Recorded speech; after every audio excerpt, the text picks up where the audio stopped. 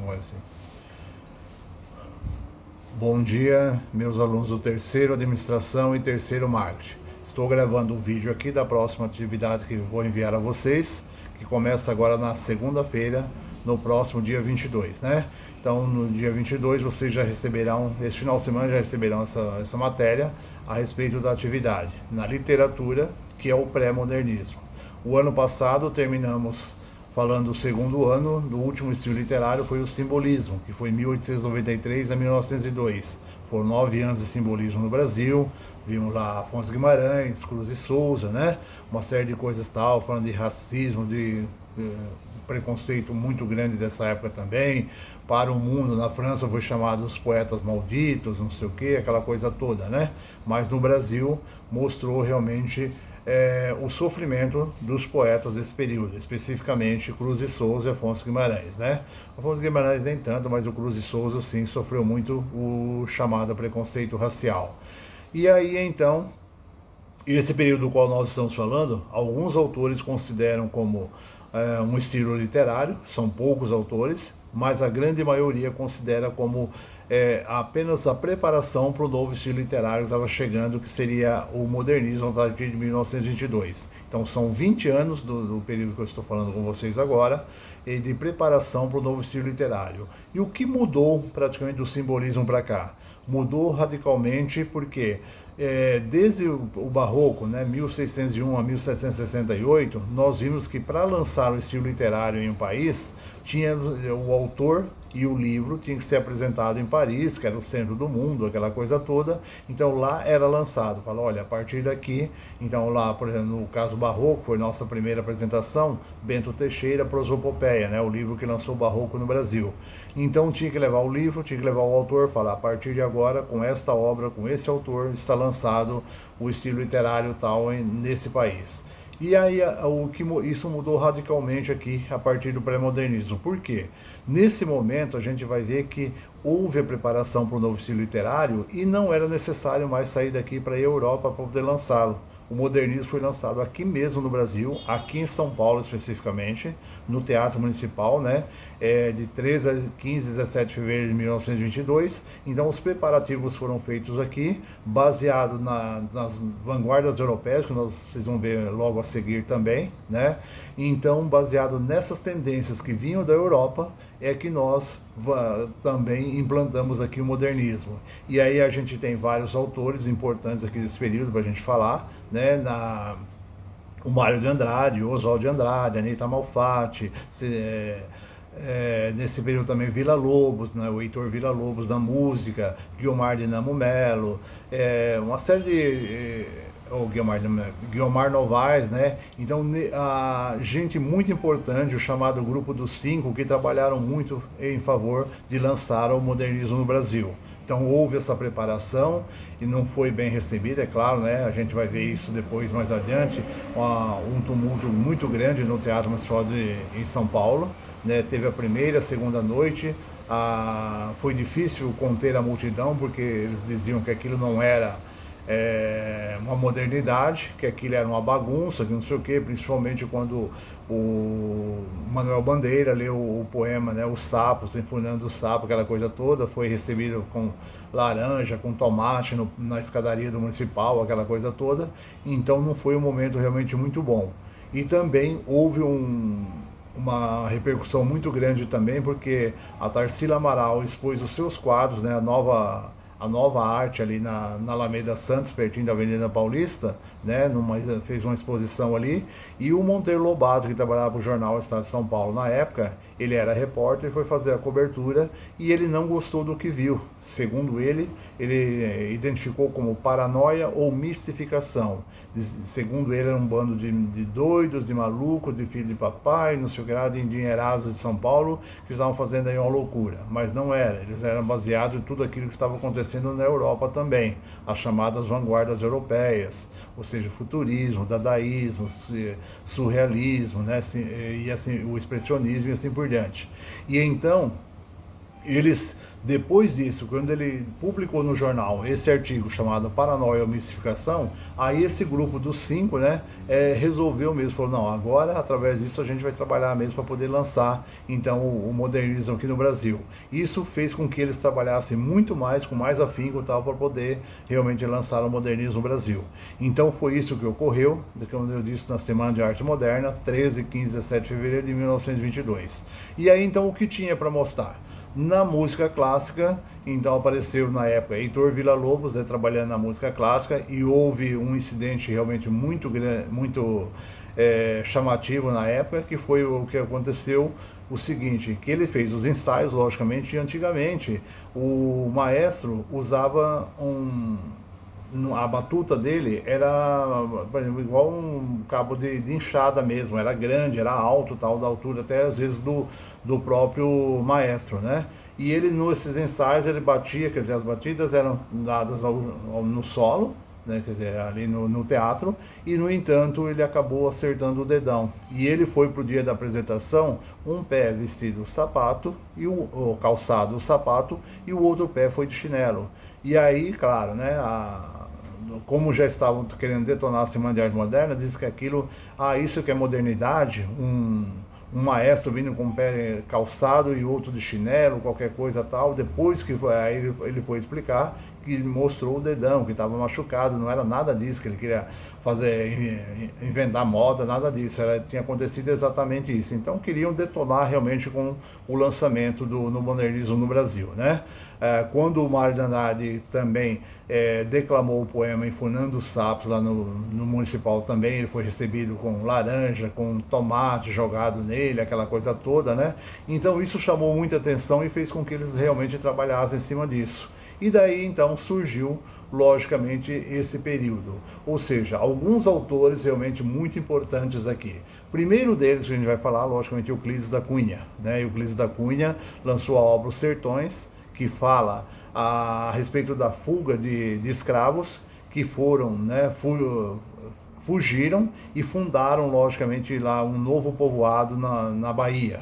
E o local foi escolhido estrategicamente porque era um vale e eles foi muito bem elaborado porque esse vale, eles falavam, olha, aqui dentro nós vamos construir a cidade e em cima fica a nossa turma vigiando, porque sabia que o governo realmente ia fazer de tudo para acabar, que o governo queria mostrar que quem mandava era ele, que aquilo era uma invasão, que aquilo não sei o que, tal, e aí aconteceu toda aquela tragédia, né? A primeira vez o governo achou que não tinha armamento, eles, e lá em Canudos, eles acabaram matando todos aqueles que foram para lá. Segunda vez também matou bastante soldado. E aí, numa terceira vez, a chamada carnificina, que é o final da obra lá tal, acontece o seguinte, né? Todos aqueles que moravam lá em Canudos, realmente o governo mandou 5.000 soldados, que até hoje é muito contestado isso, é uma vergonha para o país, ou seja, não era um bando de pessoas que queriam realmente mostrar que tinham poder, aquela coisa toda, eles só queriam a sobrevivência, né? Isso é uma vergonha para o país até hoje, porque o governo deveria ter agido de uma outra forma, mas o governo quis mostrar quem manda sou eu e quem desobedecer, olha aí o que acontece. Então aconteceu tudo isso, ou seja, aquela carnificina geral, foi destruído Canudos e tal, né? Então lá no sertão da Bahia.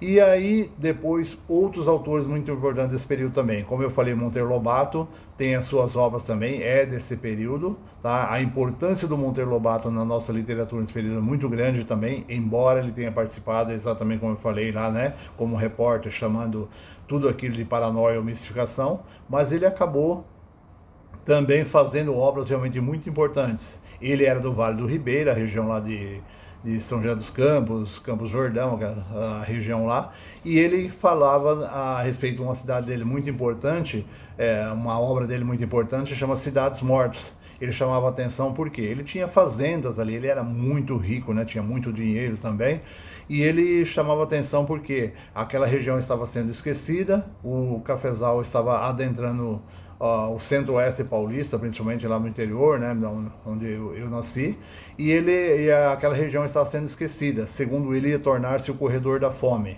isso não ocorreu, né? Não sei, esse alerta que ele fez foi chamado muita atenção através disso e acabou não acontecendo porque até hoje, logicamente, é conhecido. A região mais pobre do estado de São Paulo é Registro, né? Aqui na praia, que é considerado realmente o corredor da fome. Não é o corredor da fome, mas é a região mais pobre do estado de São Paulo, né? Então aquilo que aquela denúncia feita pelo Monteiro Lobato acabou realmente não acontecendo na região dele, tudo aquilo que ele imaginava. E ele também fez, logicamente, o Urupês, falando a respeito do Jeca Tatu, que era aquela pessoa, vocês vão ver muito em história também isso, já deve ter, o professor já deve ter comentado, a revolta da vacina, porque o Jeca Tatu ele fugia, o governo começou através desses trabalhos do Monteiro Lobato, tentando imunizar a população. As pessoas tinham medo de ser vacinadas, tinham medo da agulha, aquela coisa toda, corriam disso, fugiam o tempo todo. E esse era o chamado Jeca Tatu. Até hoje ficou uma personagem realmente aí muito famosa também, né? Isso sem falar também da importância dele na literatura infantil, né? O Sítio do Pica-Pau Amarelo, a Emília, o Visconde, essa coisa toda que todo mundo conhece aí e tal. Então a importância dele na literatura infantil também foi muito grande também, né? Até hoje, todos nós, vocês também já devem ter visto aí na televisão, o Sítio do Pica-Pau Amarelo foi reprisado aí várias vezes, né? Então o Monteiro Lobato foi muito importante nisso também.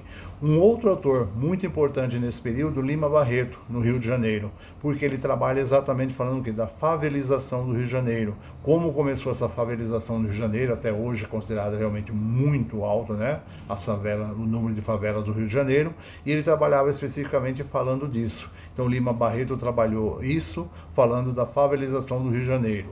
Outro muito importante para nós aqui no estado de São Paulo também foi Alcântara Machado, a obra Brás, Bexiga, Barra Funda, falando dos imigrantes italianos que chegaram aqui, né? Ou seja, a partir de 1908, 1914, principalmente, fugidos da guerra lá, vieram para o Brasil. A intenção deles era vir para cá, ficar aqui um tempo, ganhar dinheiro, depois retornariam para o país de origem. Graças a Deus isso não ocorreu, então houve uma invasão muito grande aqui, principalmente no estado de São Paulo, de italianos e japoneses, e eles vieram aqui praticamente fazer com que o nosso estado realmente se transformasse a partir dali. Então hoje essa potência que é o nosso estado, ou seja, naquela época já foi considerado, né? Na literatura vocês vão encontrar no livro de vocês também, que a partir de 1914 chamava-se uma máquina puxando o restante, ou seja, era um estado que puxava os demais, como é até hoje, né, ainda. Então é um estado realmente muito rico. Nós somos aqui, não é um estado muito longe de ser um dos maiores do Brasil, e no entanto moram no estado de São Paulo 46 milhões de habitantes, né? Ou seja, 1/5 da população desse país tão grande mora no estado de São Paulo. Então é um estado realmente muito populoso, há muita gente aqui, há uma miscigenação muito grande de raças, de outros países também aqui, né? Pessoas que vieram aqui ficaram. Se a gente pegar, por exemplo, na época chamado o Bexiga era o bairro dos italianos, a Barra Funda também, e o Brás também, né? Mas hoje o Brás é considerado muito asiático, muito colombiano, sei lá, muitas outras nacionalidades aqui da América do Sul também, né? Além dos asiáticos. E aí o que aconteceu também, hoje realmente estava espalhado também, os italianos já se esparramaram, Perdizes, essa coisa toda, mas naquele período lá, eles vieram e estavam lá, principalmente no Bexiga, né? E depois foram se espalhando. E aí fala de coisas do cotidiano nesse livro, né? Ou seja, vai falar muito do enterro que aconteceu, que as pessoas não eram tão acostumadas àquela coisa, o menino foi atravessar a rua, foi atropelado, e aí aconteceu esse enterro. Então fala ali da Avenida Doutor Arnaldo, esse enterro sendo